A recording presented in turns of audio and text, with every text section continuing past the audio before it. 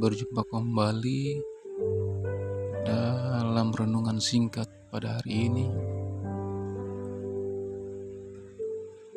Menghidupi janji Tuhan terdapat dalam 1 Tawari 4 ayat 1 sampai 23. Silsilah Yehuda mendahului silsilah Daud, dan kini kembali dituliskan di dalam pasal 4 dalam 1 Tawari ini. Melalui garis keturunan itu, kita mendapatkan nama-nama tempat penting. Betlehem merupakan kota kelahiran Daud, juga yang nantinya akan menjadi kota kelahiran Mesias. Yabes adalah nama kota yang berasal dari nama tokoh yang berseru kepada Tuhan, memohon berkat melimpah dan mendapatkan berkat-Nya. Ia menjadi panutan bagi banyak orang Israel untuk tetap setia dan berdoa kepada Tuhan. Selain itu, ada juga Tekoa dan Estemoa yang akan turut berperan dalam pemulihan wilayah Israel. Silsilah ini menunjukkan bahwa janji Allah menyentuh hal-hal konkret seperti tanah, kota, dan tempat. Bagi bangsa Israel, umat yang menyembah Tuhan dan mendapat perkenanannya, kepulangan ke negeri asal bukan hanya pembangunan kembali tempat tinggal dan kejayaan bangsa, tetapi juga berarti menghidupi janji Allah dan mewujudkan kerajaan-Nya di bumi. Walaupun kita jauh dari tempat-tempat tersebut secara fisik, sebagai umat Tuhan, kita pun menghidupi warisan kerajaan Allah. Janji Tuhan juga menyertai kehidupan kita. Memang kita perlu membuka mata rohani agar dapat melihat janji Tuhan menyentuh setiap hal konkret di dalam kehidupan kita, seperti tanah, kota, dan tempat, juga keluarga, studi, pekerjaan atau karir, dan cita-cita. Banyak orang mengira bahwa menghidupi janji Tuhan berarti memisahkan aspek kehidupan rohani dan duniawi. Aspek rohani diperlakukan secara sakral, sedangkan aspek duniawi dianggap sepele. Namun, kerajaan Allah tidak memandang kehidupan dengan terpecah belah. Hal-hal konkret seperti tanah, kota, dan tempat tidak lantas dianggap duniawi, melainkan juga masuk ke dalam lingkup kehidupan dalam janji Tuhan. Memang spiritualitas tidak dibatasi oleh berbagai hal fisik, tetapi visi tentang janji Tuhan mencakup juga hal-hal fisik yang konkret dalam kehidupan. Marilah kita hidup setia kepada Tuhan dan berbagai dimensi kehidupan kita.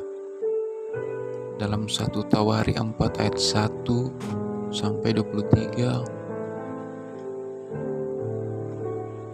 ayat 1 sampai 7 merupakan bagian pelengkap untuk daftar keturunan Hezron yang sebelumnya disebutkan dalam pasal 2. Kemudian dalam ayat 8 hingga 20 menunjukkan hubungan antara ke-10 pemimpin. Selanjutnya ayat 21 hingga 23 menyebutkan keturunan dari putra ketiga Yehuda, yaitu Selah. Ada tokoh yang menarik dalam bacaan kali ini, yaitu Yabes. Disebutkan bahwa Yabes lebih dimuliakan daripada saudara-saudaranya. Akan tetapi, kita pun mendapatkan bahwa Yabes adalah seorang pendoa. Yabes berdoa meminta berkat berlimpah-limpah, penyertaan Tuhan dan perlindungannya. Lalu Allah mengabulkan permintaannya. Kisah ini menunjukkan kasih setia Tuhan yang berkenan kepada doa umat-Nya.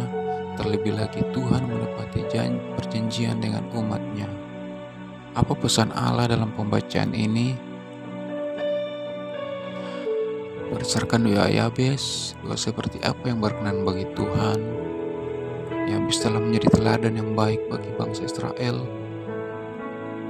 Teladan apa saja yang kita dapat dari Yabes atau keturunan Yehuda lainnya?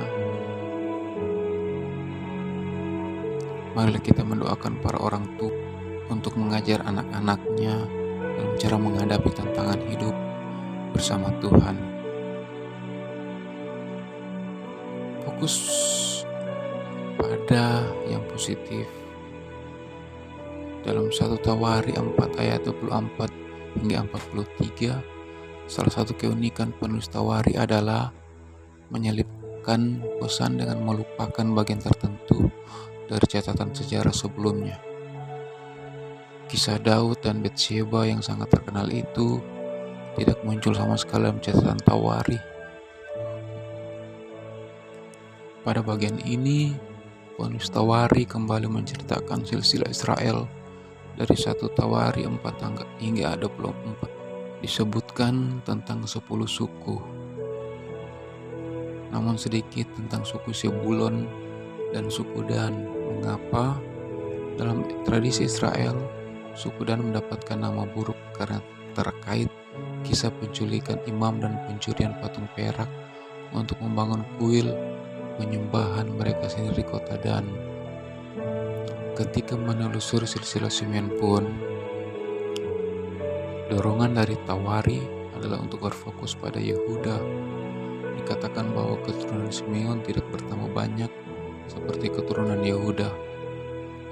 Bahkan juga tertulis kota-kota Simeon hanya bertahan sampai ketika Daud menjadi raja. Jelas tampak fokus Tawari adalah pada Yehuda dan Daud. Salah satu cara untuk memahami maksud penulis Tawari adalah dengan memberi perhatian kepada hal-hal yang dilewatkan dalam tulisannya. Suku bereputasi buruk karena penyembahan yang salah kepada Allah dilewatkan dalam catatan Tawari. Hal ini sesuai dengan fokus Tawari untuk memberikan visi penyembahan kepada Allah yang benar bagi Israel yang kembali dari pembuangan di Babel. Alih-alih mengkritisi yang salah, penulis Tawari lebih berfokus pada berbagai komponen, baik dari tradisi silsilah Israel dan mengabaikan hal-hal buruk.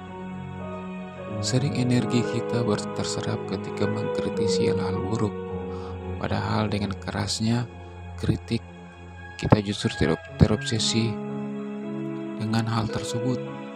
Penulis Tawari mendorong kita untuk berfokus pada visi yang positif.